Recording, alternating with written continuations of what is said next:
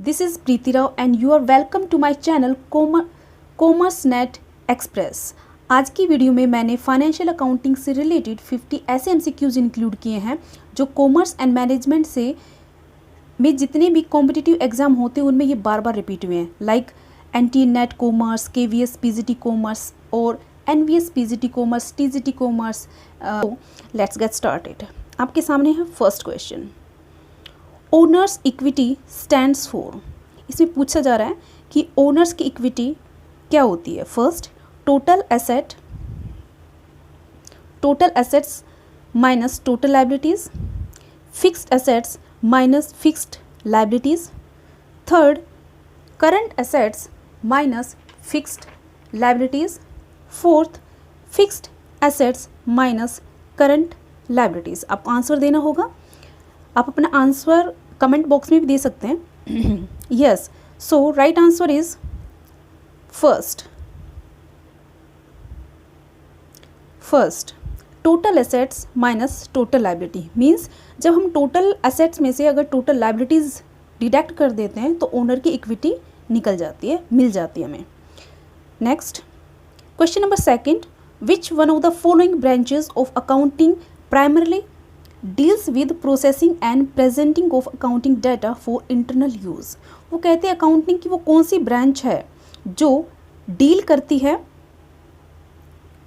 Accounting data जो internally हम use करते हैं उसके लिए। First, financial accounting. Second, tax accounting.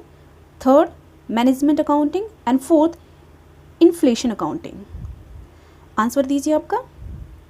I hope you have given the answer. Yes, that is management accounting जो internal information के लिए यूज़ की जाती है। Question number third, all capital expenditure and receipts are taken to।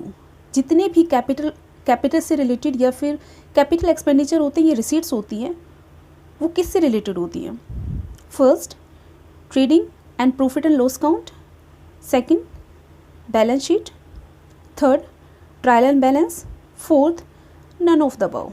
अगर आपने capital expenditure receipts के बारे में पढ़ा है, means non trading account firms के बारे में, तो आप ये आंसर ज़रूर दे सकते हैं। यस, बैलेंस शीट इसका आंसर होगा, balance sheet. Capital expenditure receipts किसके अंदर जाती हैं, बैलेंस शीट में जाती हैं। Next question number fourth, which of the following can be treated as capital expenditure. कहते हैं इनमें से कौन सा है जो as a capital expenditure treat किया जाता है। First, acquisition of land, building और machinery. Second, amount spent on increasing the seating accommodation in picture home. Third, expenditure incurred for acquiring the right to carry on a business, for example patent rights, copyrights and goodwill. And fourth, all of the above। अगर आपको capital expenditure के बारे में पता है तो आप बहुत इजीली आप इसका आंसर दे सकते हैं, और I hope everybody knows it. Yes, जितने भी हमारी फिक्स्ड एसेट से रिलेटेड हमारे जो खर्चे होते हैं वो सब किस में आते हैं, कैपिटल रिसीट्स में आते हैं। तो right answer is all of the above. Question number fifth, according to which of the following concept fixed assets and depreciated over their useful life rather than over a shorter period on the expectation of early liquidation. वो कह रहा है कि जो हमारी fixed assets होती हैं उनको हम डेप्रिशिएट क्यों करते हैं। हम ये सोचकर करते हैं कि शॉर्ट पीरियड के लिए नहीं कर रहे, बल्कि हमारा जो बिज़नेस है वो लॉन्ग टाइम तक भी लिक्विडेट नहीं होने वाला, इस बेसिस पर करते हैं। तो ये कौन सा कॉन्सेप्ट होता है। First, cost concept. Second, matching concept. Third, going concern concept. And fourth, business entity concept. तो आपको आंसर देना होगा इसका। आई hope you have given the answer and right answer yes, third. Next Sixth, question number 6, which of the following is not included in the category of intangible assets। इनमें से कौन सा intangible asset की category में नहीं आता है, हमें उसके बारे में बताना है। क्या किसके बारे में पूछ रहा है, जो नहीं आता है। First, patent rights. Second, copyrights. Third competitive benefits and privileges, fourth patent rights. देखिए जो हम किसके बारे में बात कर रहे हैं यहाँ पे, इंटेंजिबल एसेट्स, लेकिन जो हमारी प्लांट एंड मशीनरी वो किससे रिलेटेड है, fixed assets. So right answer is fourth. Question number 7th, which of the following accounting standards is recommendatory and not mandatory. वो कहता है इनमें से जो नीचे अकाउंटिंग स्टैंडर्ड्स दिए रखे हैं उनमें कौन सा अकाउंटिंग स्टैंडर्ड मैंडेटरी नहीं है। ठीक है, मीन्स उसको बना भी सकते हो, आपके ऊपर है, ऑप्शनल है, आप डिसीजन लेंगे आपको बनाना है या वो स्टेटमेंट नहीं बनाना, मेंटेन करना है या नहीं करना है। ओके, तो आपको बताना होगा कौन सा अकाउंटिंग स्टैंडर्ड है। First accounting standard, third cash flow statement, second first disclosure of accounting policies, third accounting standard 2 valuation of inventories, and fourth accounting standard 4 contingencies and event occurring after the balance sheet date। First of all आपके इसमें 4 आपके cover हो रहे हैं accounting standard. ये बहुत अच्छी बात है, आपको अकाउंटिंग स्टैंडर्ड के बारे में ज़रूर पता होना चाहिए क्योंकि बेसिक्स हैं अकाउंटिंग, जिसके ऊपर पूरा आपकी अकाउंट और अकाउंट कॉमर्स से रिलेटेड जितने भी सब्जेक्ट है सब इनके ऊपर बेसिस है, राइट। तो आपके पूरा अकाउंट इन्हीं के ऊपर बेसिस है, तो आपको इसके बारे में पता होना चाहिए। यस, आप लोगों को आई hope you have given the answer. Yes, right answer is first. जो कैश फ्लो स्टेटमेंट होता है वो ऑप्शनल होता है कि कंपनी बनाए, मेंटेन करे या ना करे। ओके, ये कोई भी बाउंडेशन नहीं होता कि ये मेंटेन करना ही करना पड़ेगा, जैसे P&L या फिर बैलेंस शीट के रिगार्डिंग में होता है। Okay, yes. Next question 8th, while preparing the annual financial statements the balance of prepaid rent account should be treated as the balance of a. जब हम फाइनेंशियल स्टेटमेंट बना रहे होते हैं और उसके अंदर जो प्रीपेड रेंट अकाउंट होता है उसको किस तरह से ट्रीट किया जाता है, बैलेंस, उसका जो बैलेंस होता है किस तरह से ट्रीट किया जाता है, किसमें, फाइनेंशियल स्टेटमेंट में। ऑप्शन है आपके पास, first real account, second personal account, third nominal account and fourth deferred expenditure account. देखिए सर, माय फ्रेंड्स, कुछ ऐसे क्वेश्चन देखिए जितने भी हमारे अकाउंट में जितने भी बेसिक कॉन्सेप्ट है वो तो ज़रूर आएंगे, उनसे बाहर तो ऐसा हो ही नहीं सकता कि वो ना आए। वो मैंडेटरी, वो लड्डू हैं और वो उनको एग्जामिनर है वो इग्नोर नहीं कर सकता है।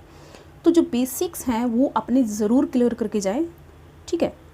तो इनके बारे में, अकाउंट्स के बारे में, रियल, पर्सनल, नॉमिनल अकाउंट के बारे में आपको पता होना चाहिए। ओके, तो right answer is yes, personal account. Second, आप हमारे साथ भी तैयारी कर सकते हो, हम सभी बेसिक कॉन्सेप्ट क्लियर करते हैं। बहुत सारी वीडियोस हैं जिनको आप फॉलो कर सकते हो और अपने जितने बेसिक कॉन्सेप्ट है क्लियर कर सकते हो। और देखिए आपको बहुत ज़्यादा गहराई में नहीं जाना है क्योंकि आपने ऑलरेडी आप इतने साल तक कॉमर्स पढ़े हो, ठीक है, आपने इतनी स्टडी की है, तो आपको जस्ट गो थ्रू होना है, आप उसी से आपका माइंड क्लियर हो जाएगा, ठीक है।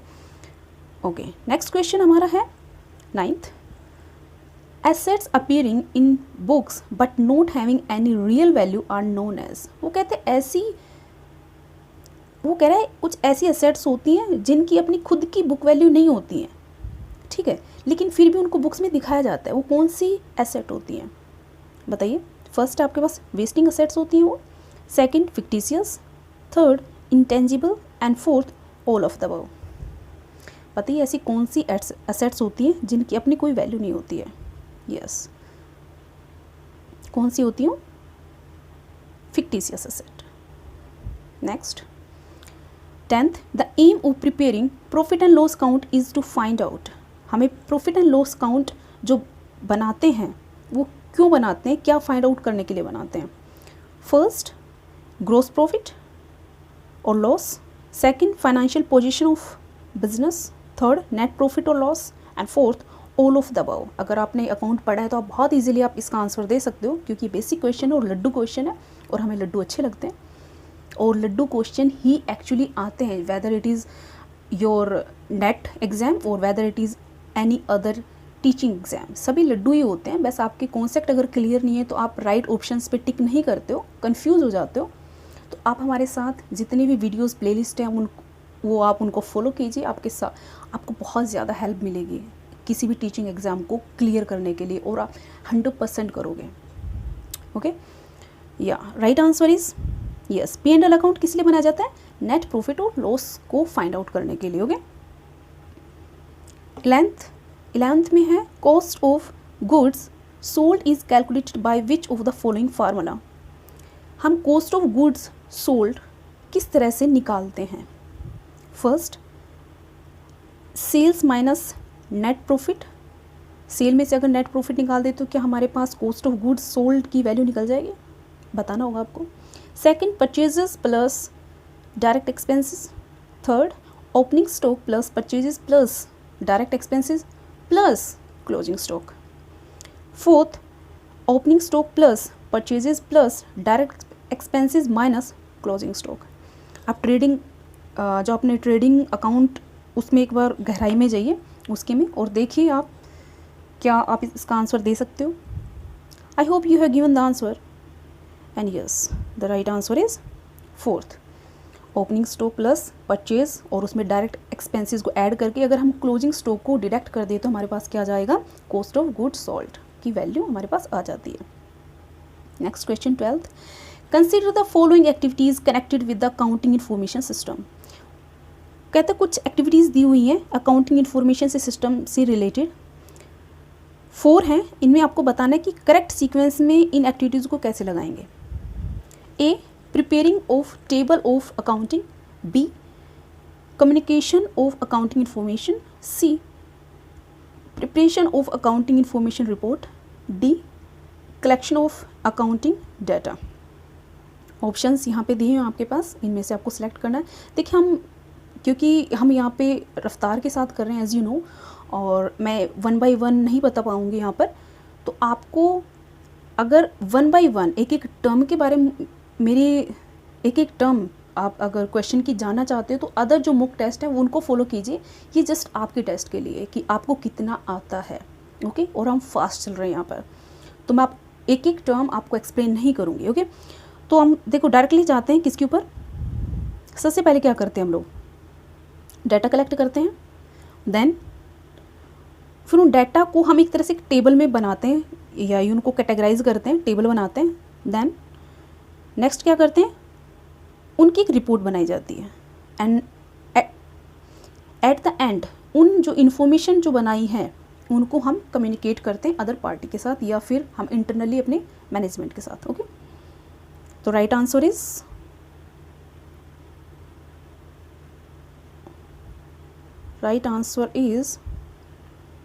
this first. Okay, DACB. Okay, next question number 13, bonus share can be issued by a company. किसी भी कंपनी के द्वारा बोनस शेयर इशू किए जाते हैं। First, issued to the director of the company. Second, out of the reserve created by the revaluation of the fixed asset. या फिर out of free reserve built out of genuine profit, या फिर out of the share premium note collected in cash. जो हम bonus share हम issue करते हैं वो कहाँ से, एक कंपनी कैसे इशू करती है, कहाँ से करती है? Definitely yes, third, out of the free reserve built out of genuine profit. जो प्रॉफिट हमारे जेन्युइन उसके अंदर से। Okay, next 40th, what is the correct sequence in which the capital of a company is raised? जब हम कोई भी company है किस सीक्वेंस में स्टेप्स लेती है, मीन्स कि उसको जब शेयर इशू करके कैपिटल को रेज करना होता है तो सबसे पहले क्या होता है? उनके पास एक अथोराइज नॉमिनल वैल्यू होती है, ठीक है, मतलब शेयर होते हैं। और उसके बाद क्या करते हैं? चलो हम ऑप्शंस देखते हैं। फर्स्ट क्या करती है? Issue, nominal, subscribe, called up. Second, issued, nominal, called up, subscribed. First, issued, subscribed, called up, nominal. And the last one is nominal, issued, subscribed and called up. अगर आपको शेयर्स के बारे में नॉलेज है तो आप ये इजीली दे सकते हो कि सबसे पहले आपके पास नॉमिनल वैल्यू होती है, देन आप उसको इशू करते हैं, सब्सक्राइब करते हैं और देन फिर उसको कॉल्ड अप करते हैं। ठीक है, तो right answer is fourth. Question number 15th, when all the debentures are redeemed the balance left in the debenture sinking fund account is transferable to.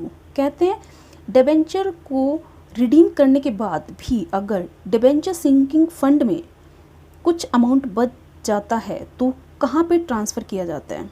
First debentures account, second general reserve, third sinking fund investment account and fourth investment accounting capital redemption reserve. I hope you have given the answer.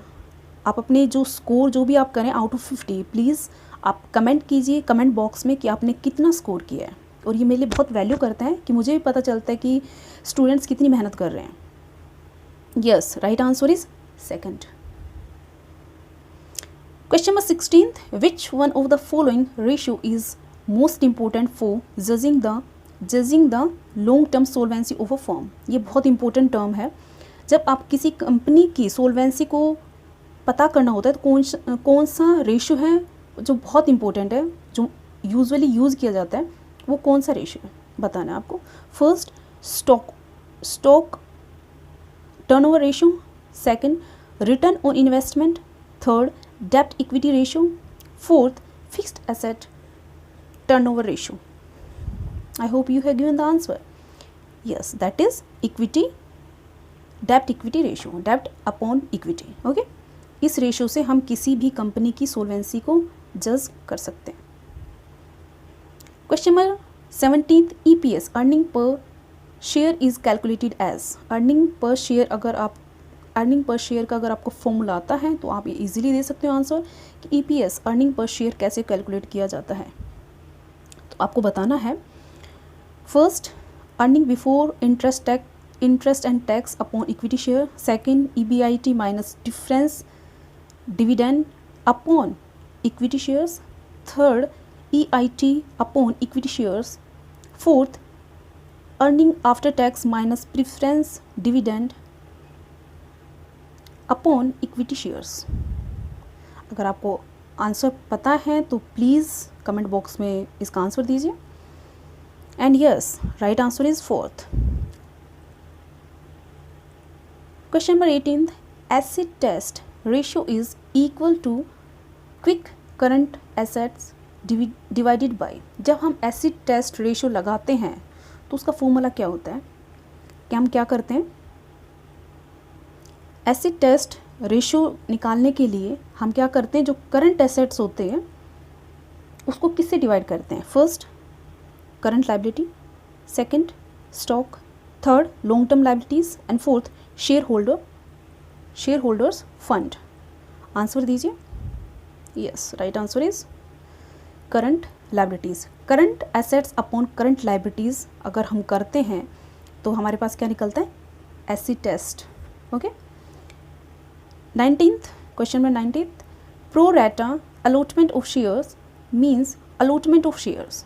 जब pro rata allotment हम लगाते हैं तो वो क्या होता है actually, term क्या है pro rata allotment? First equally amongst the applicants, equally दे देते हैं, अलॉट कर देते हैं। Second at the discretion of directors, third to all the applicants in the proportion to the share applied for, and fourth to only a few selected applicants. अगर आपने pro rata allotment पढ़ा है तो आप इसका इजीली आंसर दे सकते हो। And I hope you have given the right answer and that is right. This is third, to all the applicants in proportion to the share applied. जितना उन्होंने शेयर के लिए अप्लाई किया है उनकी रेशियो को देखते हुए उनको उस प्रोपोर्शन में दे दिया जाता है। Next question is 20th, the basic rule of bookkeeping debit what comes in and credit what goes out is applicable to. This is laddoo question, commerce students के लिए लड्डू क्वेश्चन है, और ये ऐसे क्वेश्चन है जो बार बार रिपीट होते हैं और बहुत इंपॉर्टेंट है। आपको अगर बेसिक क्वेश्चंस आते हैं, सोल्व कर सकते हैं, तो आपको कोई रोक नहीं सकता है किसी भी एग्जाम को क्लियर करने के लिए। कॉमर्स एक बहुत ही इंटरेस्टिंग सब्जेक्ट है, और आप अगर स्मार्टली 2 से 3 घंटे में डेली पढ़ते हो ना तो भी आप ये बहुत इजीली नेट का हो या फिर PGT का हो, TGT का हो, कोई भी एग्ज़ाम बहुत इजीली निकाल सकते हो। तो बताइए, ये क्वेश्चन बहुत आया है, चाहे आप KVS में ले लीजिए, DSS में ले लीजिए या फिर NVS में, इवन नेट में, ये बेसिक क्वेश्चन है और ज़रूर आता है इस तरह के। क्योंकि ये इन्हीं के ये ही वो बेसिस है जिसके ऊपर पूरी अकाउंट घूम रही है आपकी, ठीक है। और ये इनसे अगर ये नहीं देगा तो एग्जामिनर क्या देगा, ओके। तो बताइए ये कौन सा रूल है, कौन से बुक कीपिंग का कौन सा रूल है ये? First personal account, second real account, third nominal account, and fourth none of the above. I hope you have given the answer. Yes, that is real account.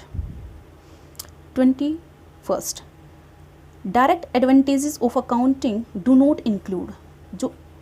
जो हमारी अकाउंटिंग के advantage हैं वो उनमें से कौन सी डायरेक्ट एडवांटेज नहीं है? First, preparation of financial statements, second, comparison of results, third, information to interested group, fourth, competitive advantages. देखिए प्रिपरेशन तो हम करते हैं फाइनेंशियल स्टेटमेंट्स का, कंपैरिजन भी करते हैं रिजल्ट्स का, भाई लास्ट ईयर क्या आया, इस ईयर में क्या आया। Third, information to interested group, ये भी हम करते हैं सप्लायर या कॉम्पिटिटर्स या फिर इंटरनली हम मैनेजमेंट को यूज़ करते हो किसी कोई भी इंफॉर्मेशन, तो भी इंफॉर्मेशन को कम्युनिकेट किया जाता है। लेकिन जो हम अकाउंट्स बनाते हैं वो कहीं भी कॉम्पिटिटिव एडवांटेज के लिए यूज़ नहीं किया जाता, ओके। तो राइट आंसर हमारा कौन सा होगा? कॉम्पिटिटिव एडवांटेज, किसमें डू नॉट पूछा था, okay. Next 22nd, in a accrual basis of और mercantile basis of accounting the financial effect of the transaction is recorded in the books. कहते एक्रूअल बेसिस के ऊपर जो हम अकाउंटिंग ट्रांजैक्शन रिकॉर्ड करते हैं उसका बेस क्या होता है? First, as and when they occur, second, on the basis of actual receipt and payment of cash, third, on the confirmation of orders but before the delivery of the goods take place, and fourth, all of the above। ये भी Laddu question है। अगर आपको accounting concept and conventions पता है तो आप बहुत इजीली आप इसका आंसर दे सकते हैं। और ये कुछ ऐसी टर्म्स होती हैं जो कंफ्यूज क्रिएट रखती हैं, लेकिन जिसने कॉमर्स बहुत अच्छे से पढ़ा है, 11th 12th में बहुत अच्छे से पढ़ा है, वो इसका बहुत इजीली आंसर दे सकते हैं। यस, एक्रूअल बेसिस का मतलब है जब वो एज एंड व्हेन दे अकर, जब वो ट्रांजेक्शन होती हैं, वो इवेंट्स होती हैं, तभी उनको रिकॉर्ड किया जाता है, okay.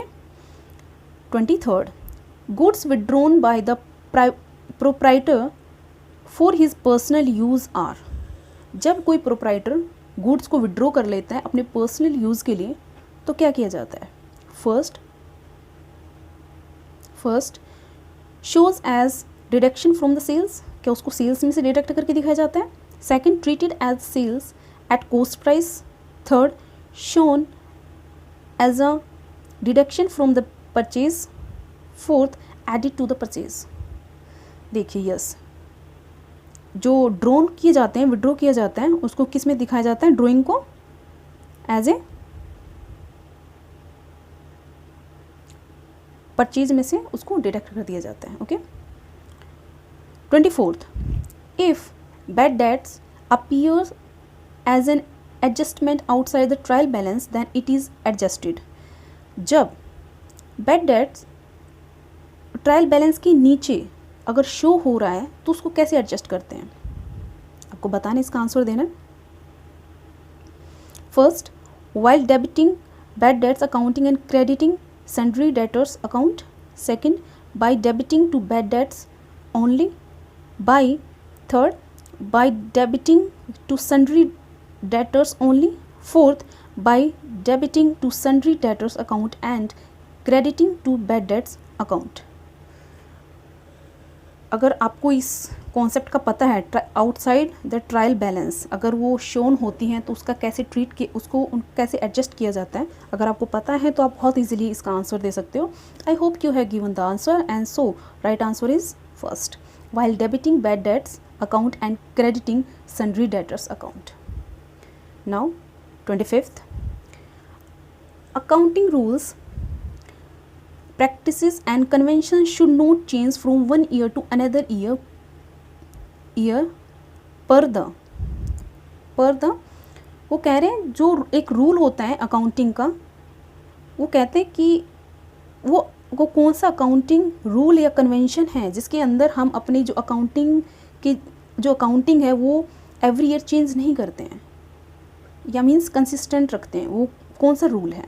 First, convention of full disclosure, second, convention of consistency, third, convention of conservatism, fourth, convention of materiality.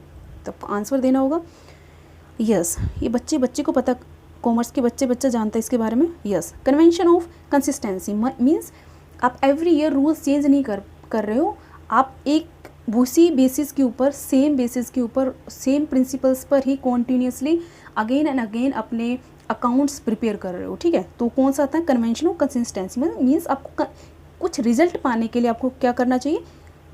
Consistency लानी चाहिए अपने काम के अंदर। ठीक है, लाइक आप अपने, चाहे आपने अगर नेट या पीजीटी की तैयारी करने लग रहे हो आप, तो आप अपने जो आप मेहनत कर रहे हो, जो हार्ड वर्क कर रहे हो, आई एम नॉट सेइंग कि आप 10 घंटे पढ़ो, 10 घंटे वाले ही ओनली मतलब क्लियर कर पाते हैं या फिर सक्सेस हो पाते हैं, ऐसा नहीं है। आप स्मार्टली 2 से 3 आवर्स भी डेली कंसिस्टेंसी, मतलब काम में कंसिस्टेंसी रखनी चाहिए।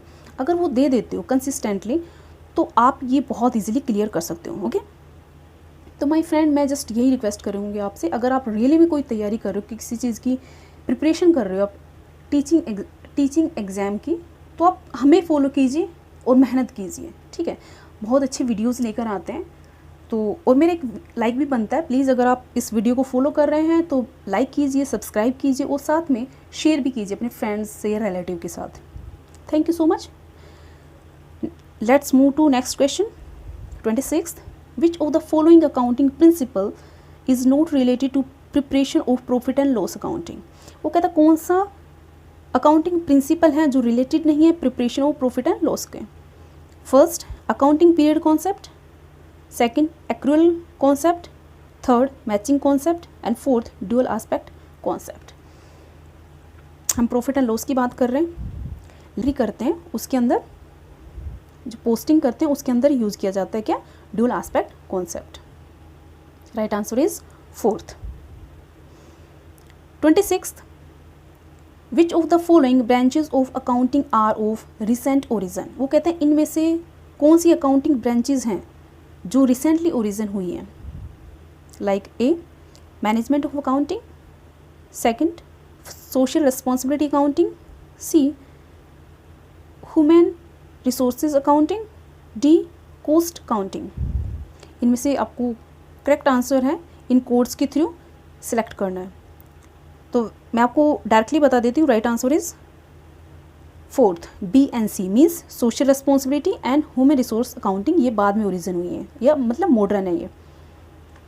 Next 28th, which method of inventory valuation helps in reducing the burden of income tax in times of rising prices? जब प्राइस राइज हो जाते हैं तो इनकम टैक्स के बर्डन को कम करने के लिए हम कौन से इन्वेंट्री मेथड को यूज़ करते हैं, इन्वेंट्री वैल्यूएशन के मेथड को यूज़ करते हैं? आपको ये बताना है। फर्स्ट है last in first out means LIFO, second, first in first out, third, average cost and fourth, base stock method.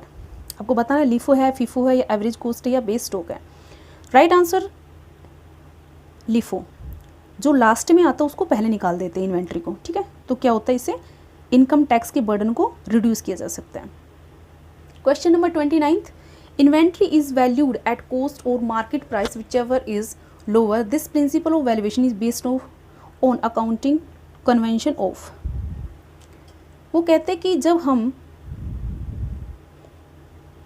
किसी इन्वेंट्री को वैल्यू करते हैं, या तो उसकी हम कॉस्ट प्राइस पे करते हैं जो बुक वैल्यू है उसके ऊपर, या फिर मार्केट वैल्यू पे, उन दोनों में से जो कम है उसको लेते हैं। तो ये कौन से प्रिंसिपल ऑफ वैल्यूएशन पे बेस है, मतलब कौन से अकाउंटिंग कन्वेंशन में के अंदर जो आता है ये? First, consistency, second, full disclosure, third, conservatism and fourth, materiality. Answer दीजिए। ये एक तरह का क्या है? कंजर्वेटिज्म है। कंजर्वेटिज्म मीन्स ये काउंटिंग कन्वेंशन है कंजर्वेटिज्म, कि हम जो इन्वेंट्री की अगर वैल्यूएशन करते हैं या तो उसकी कॉस्ट पे, जो उसकी बुक वैल्यू है उस पर, या फिर मार्केट प्राइस, उन दोनों में से जो लेस होगा हम उसको लेंगे, उसकी वैल्यू लेंगे। ठीक है। 30th, which accounting standard relates with intangible assets. हम इंटेंजिबल एसेट्स की बात करें, देखिए अकाउंटिंग स्टैंडर्ड बेसिक क्वेश्चंस हैं और इसमें से ज़रूर क्वेश्चन आता है, और ये लड्डू क्वेश्चन है, और आपको जो ज़्यादा नहीं है, ये 5-10 हैं जो मतलब बहुत इंपॉर्टेंट है, इंपॉर्टेंट 5-10 ही हैं, उनमें से ही घुमा घुमा कर दे देता है, ठीक है। तो आप इनको ज़रूर लर्न कीजिएगा। मैंने इस पर वीडियो बना रखे, कुछ इंपॉर्टेंट अकाउंटिंग स्टैंडर्ड्स ले रखे हैं, और आपको बहुत शॉर्टकट तरीके से बता रखा है कि आप किस तरह से उसको ईजिली लर्न कर सकते हो। तो आप बताइए इंटेंजिबल एसेट से रिलेटेड कौन सा अकाउंटिंग स्टैंडर्ड है? First 15 accounting standard, second 18, third 22 and fourth accounting standard 26। Right answer is fourth. Question number 31, what are the advantage of double entry system? वो कह रहे हैं जो हम डबल एंट्री सिस्टम जो हमारा अकाउंटिंग में है उसके एडवांटेज क्या हैं? First arithmetical accuracy, second lesser possibility of fraud, third help users of accounting information, and fourth all of the above. I hope you have given the answer and yes it is a laddu question. Yes, all of the above. हमारे double entry system में ये सभी हमारी advantage होती हैं। Question number 32, which of the following statements about the partnership firm is not correct? It is saying not correct कि partnership firm से related कौन से स्टेटमेंट है जो इनकरेक्ट है? First, it has no separate legal existence. Second, a partner can transfer his interest without the consent of other partners. Third, it is managed by partners. Fourth, act of the partners are binding on the firm. तो बताइए इसका answer क्या हो सकता है? ये भी correct है कि उसको सेपरेट लीगल एग्जिस्टेंस नहीं होता है। आप उसको यस लाइक भाई देखो, आप उसको रजिस्टर करवा सकते हो, उसकी मतलब वो नहीं है, आप उसको रजिस्टर करवा भी सकते हो, नहीं भी करवा सकते, तो लीगल एग्जिस्टेंस तो उसका बनता ही नहीं है, ठीक है। मतलब वो वाला रूल एनफोर्सेबल नहीं है। And third, it is managed by the partners. Yes, absolutely right. Act of the partners are binding on the firm, ये भी राइट है। लेकिन ऐसा नहीं हो सकता है कि वो अपना जो उनका जो हिस्सा आता है, जो उसका जो इंटरेस्ट आता है, वो किसी अदर पार्टी को दे दें और विदाउट एनी कंसेंट ऑफ जिनके साथ उसने अपनी पार्टनरशिप फर्म बनाई थी उनकी सलाह के बिना। तो ये वाला जो है सेकंड, ये रॉन्ग है। Okay, let's move to next question 33, capital redemption reserve can be utilised by the company only for. कहते हैं जो कैपिटल रिडेम्पशन रिजर्व है उसको कंपनी कहाँ यूटिलाइज कर सकती है? First issue of fully paid bonus shares, second redemption of shares, third distribution of dividend, and fourth all of the above. बताइए क्या कर सकती है कंपनी, कहाँ यूज कर सकती है उसको? Yes, absolutely right, this is issue of fully paid bonus shares. As you can see this is midnight, means morning हो चुकी है, 4 बज चुके हैं और मैं 4 बजे ये शूट कर रही हूँ वीडियो। तो यू कैन अंडरस्टैंड कि मेरे पास टाइम नहीं मिल पाता है, घर भी है, जॉब भी है, तो बहुत सारा एक रात मिलती है नाइट में जब कोई डिस्टर्बेंस नहीं होता और मैं वीडियो रिकॉर्ड कर सकती हूँ। तो my friends please help me, कि मैं बहुत मेहनत करती हूँ, सीरियसली टेलिंग यू। आप लोगों के लिए वीडियो बनाती हूँ, जॉब भी है और साथ में बच्ची भी है, साथ में फैमिली भी है, मेरी जॉइंट फैमिली है। तो यू कैन अंडरस्टैंड मी कि मुझे कितनी मेहनत करनी पड़ती है। रात को 4 बजे, मैं ये 4 बजे से पहले लगी हुई हूँ, इवन पूरी रात से अभी तक सोई नहीं, उसके बाद सोऊंगी, और वही फिर मॉर्निंग में 7 o'clock उठना और फिर वही अपना रूटीन है ना। Okay, next question number 34, bill of exchange are shown under the head. कहते हैं बिल ऑफ एक्सचेंज है वो कौन से हेड के अंडर शो किया जाता है? First current assets, second loan and advances, third fixed assets, and fourth miscellaneous expenditures. Bill of exchange जो हमारा शो होता है कौन से हेड के अंडर होता है? Loan and advances. My friends, आप अपना स्कोर ज़रूर बताना कि आपने क्या स्कोर किया out of 50। Question number 35, what is the correct sequence of the following heads of the assets in the balance sheet of a company as per the companies act 1956। वो कह रहे हैं कि सीक्वेंस बताना है as per the companies act 1956 कि कौन से हेड, मतलब जब हम बैलेंस शीट बनाते हैं उसकी एसेट साइड में क्या सीक्वेंस होता है हेड्स का। ओके, तो आपको बताना है। तो सबसे पहले क्या होता है, हम गो थ्रू हो जाते हैं। फर्स्ट क्या होता है, फिक्स्ड एसेट्स होता है, उसके बाद investment, then current, and then loan and advances, and then last में क्या होता है, P&L अकाउंट का जो बैलेंस होता है वो। ओके, ये हमारा राइट आंसर, मतलब राइट सीक्वेंस होगा। Okay, next question 36, profit from the date of dash to the date of dash is the called as profit prior to incorporation. तो आप बताना है कि जो प्रॉफिट प्रायर टू इनकॉर्पोरेशन होता है वो किस डेट से किस डेट तक होता है। फर्स्ट परचेज इनकॉर्पोरेशन मीन्स इसमें से चूज़ करने 2 ऑप्शंस हैं, 2 आपके पास ब्लैंक्स हैं, इनमें फिल करना है। आप इसको पॉज कीजिए और देखिए आप कौन सा ऑप्शन कहाँ फिट हो रहा है। Okay, second commencement of business in and incorporation, third purchase commencement of business, and fourth incorporation commencement of business. I hope you have given the answer. एक बार पॉज करके इसका आंसर दीजिएगा। and right answer is first. First. Question number 37, any amount to be written off after the admission of a partner is transferred to the capital account of all partners in। कहते हैं जब कोई नया partner आता है किसी partnership firm में, तो जो अब उनके जो प्रॉफिट का रेशो होगा वो किस तरह से बांटा जाएगा। फर्स्ट देयर कैपिटल रेशो में, second new profit sharing ratio, third old profit sharing ratio, and fourth sacrificing ratio.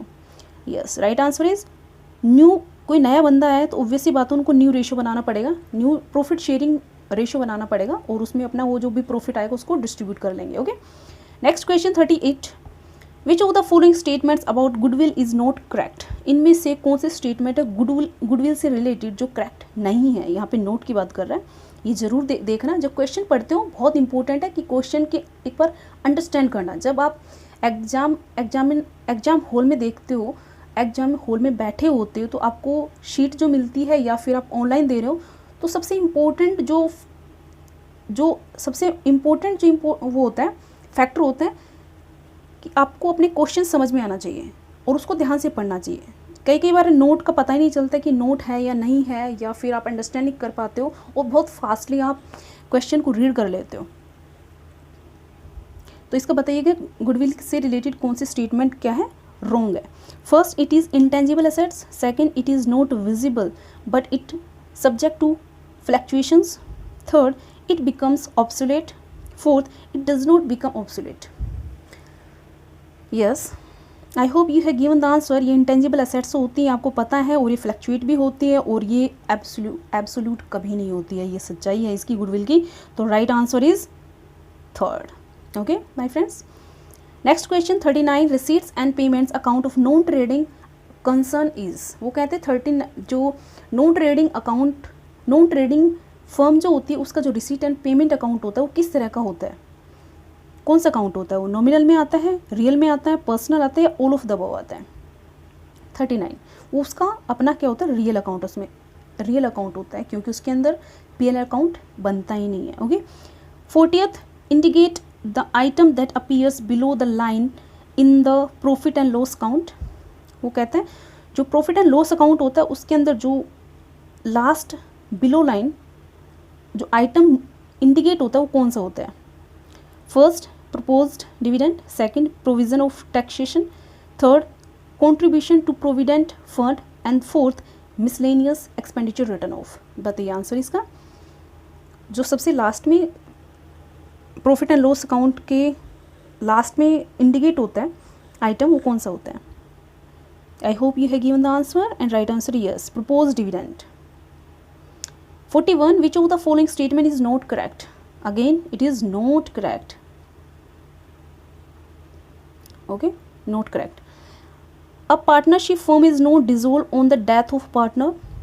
हम इसको थोड़ा डिस्कस कर लेते हैं। यस, ऑब्वियसली बात है, मान लीजिए 4-5 या 2-3 भी हैं तो एक की डेथ हो जाएगी पार्टनर की, तो ऐसा नहीं है कि उसकी मरने के बाद भी पार्टनरशिप को डिसोल्व करना ही करना है, मतलब मैंडेटरी नहीं है ये। अगर वो 2 भी चलाना चाहें तो उस फर्म को चला सकते हैं। Okay, second, on dissolution of partnership the share of the out going partner is determined and the firm is not closed. Yes, अगर किसी को जाना है तो जा सकता है, और उसके बाद भी क्या होती है, फर्म क्लोज नहीं हो सकती। जाने वाले को कौन रख सकता है, किसी को जाना है तो जाइए। Third, before Garner versus Murray decision no distinction was made between trading and capital loss. Yes, ये भी एक बहुत इंपॉर्टेंट इवेंट हुआ था। जो गार्नर वर्सेस मुर्रे का केस है वो आप सभी ने पढ़ा होगा। तो उससे पहले क्या नहीं थी, इन दोनों के बीच में डिफरेंस नहीं था, कैपिटल और ट्रेडिंग लॉस के बीच में, ठीक है। Fourth, realisation account is real account. Wow, realisation account is a real account, is it true? No, absolutely not, it is not true. Next question, 42 right shares can be issued at any time after the expiry. कहते हैं right share कब issue किए जा सकते हैं? First, 2 years from the formation of company. Second, only 1 year from the first allotment of share in the company. Third, A or B, whichever is earlier. A or B not, ये first और second होना चाहिए, typing में mistake हुई है मेरे से। Fourth, ए और बी विचएवर इज लेटर। बताइए आंसर इसका।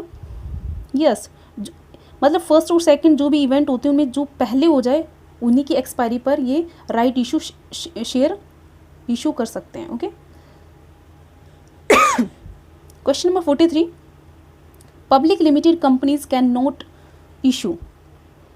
जो पब्लिक कंपनी होती है क्या इशू नहीं कर सकती है? नोट, फर्स्ट प्रीफरेंस शेयर्स कर सकती है obviously, deferred shares, third equity shares and sweat equity shares. तो कौन से इशू नहीं करती है? डेफर्ड, ये नहीं करती है। Okay, note. 44, the listed companies are allowed to pay brokers on private placement for capital at the maximum rate of. वो कहते हैं जो लिस्टेड कंपनीज होती हैं वो कितना ब्रोकरेज दे सकती हैं, मैक्सिमम रेट बता रहे हैं, ओनली मैक्सिमम। ठीक है, तो आप बताइए इसका आंसर क्या हो सकता है? First 1%, second 0.5%, third 1.5% and fourth 2%। Yes, right answer is third 1.5%। 45, if forfeited shares are reissued at a discount then the amount of discount should not exceed। वो कहते हैं जब हम forfeited शेयर्स हैं उनको रीशू कर रहे हैं तो कितना डिस्काउंट दे सकते हैं, या हम उतना ही डिस्काउंट दे सकते हैं जो सेबी की गाइडलाइन है उनके थ्रू, मीन्स उससे ज़्यादा नहीं दे सकते, एक लिमिटेशन होती है। ओके, वो किस में कितनी होती है वो बात पूछ रहे हैं। First, actual amount received on forfeited share. Second, original discount on reissue share if any. Third, 10% of face value of shares. Fourth, total amount of first and second. मतलब इन दोनों का पूछ रहे हैं, कह रहा है। इसको पॉज कीजिए, दोबारा से अच्छे से पढ़िए और इसका आंसर दीजिए। एंड मेरी तरफ से इसका राइट आंसर है फोर्थ। क्या है? Fourth, total amount of first and second. Next 46, all the fully paid up share of a company may be converted into stock if so authorised by the dash of a company. वो कहते हैं हम fully paid जो shares होते हैं उनको कब convert किया जा सकता है स्टॉक में? कब किया जा सकता है? जब वो अथोराइज्ड हो by the dash of a company. ठीक है, ये पूछ रहे हैं मीन्स किस में होना चाहिए, मेंशन होना चाहिए ये कि वो अपने फुल्ली पेड शेयर को स्टॉक में कन्वर्ट कर सकता है।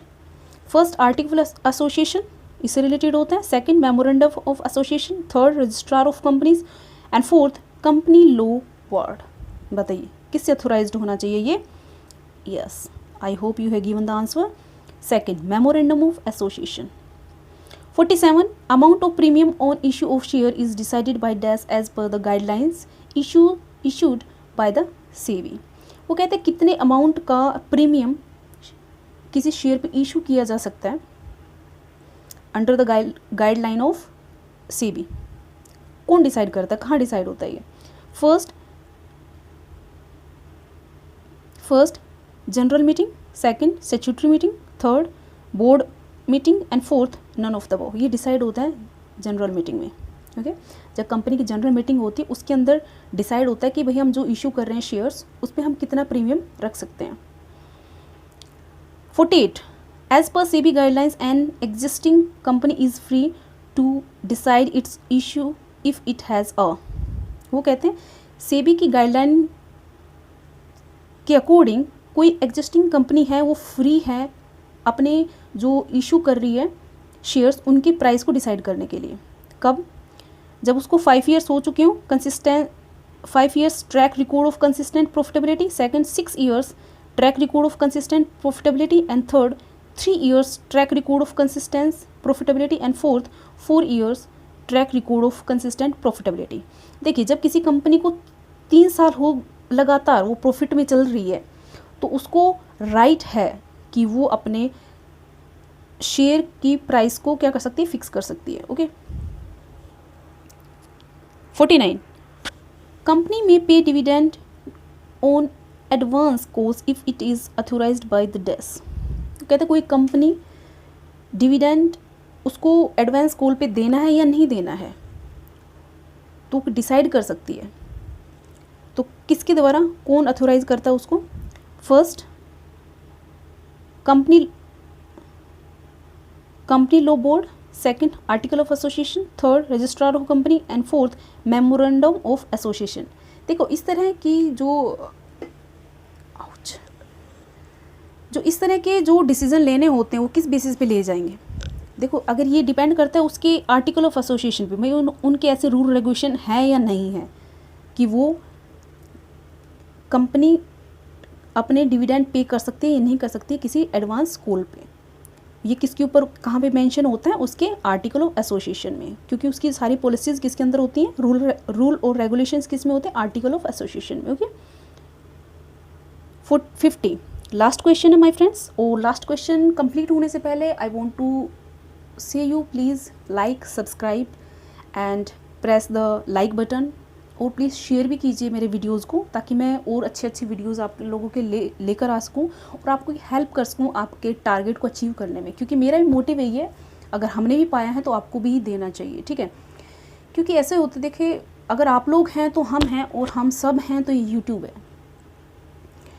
Okay my friends, thank you so much. इतनी रात को मैं आप लोगों के लिए लगी हुई हूँ।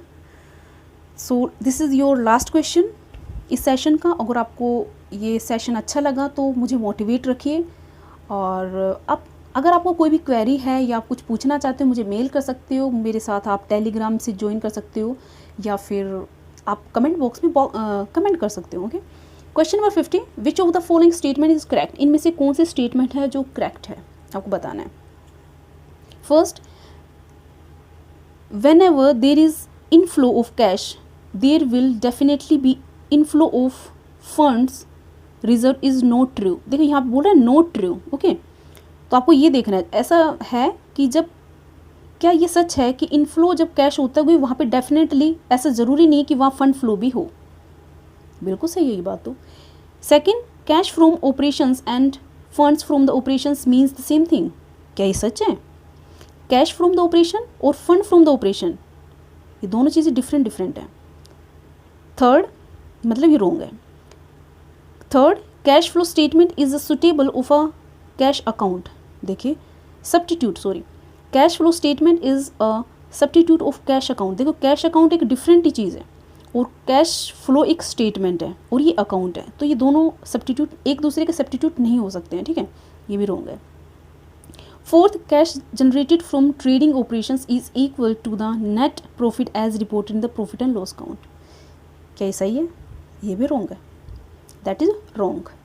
Cash generated from the trading operation is equal to, नहीं, देखो, ट्रेडिंग ऑपरेशन से जो कैश जनरेट होगा उसकी अमाउंट, उसकी वैल्यू डिफरेंट होगी किससे, जो कैश जनरेट होगा किससे, प्रॉफिट एंड लॉस से।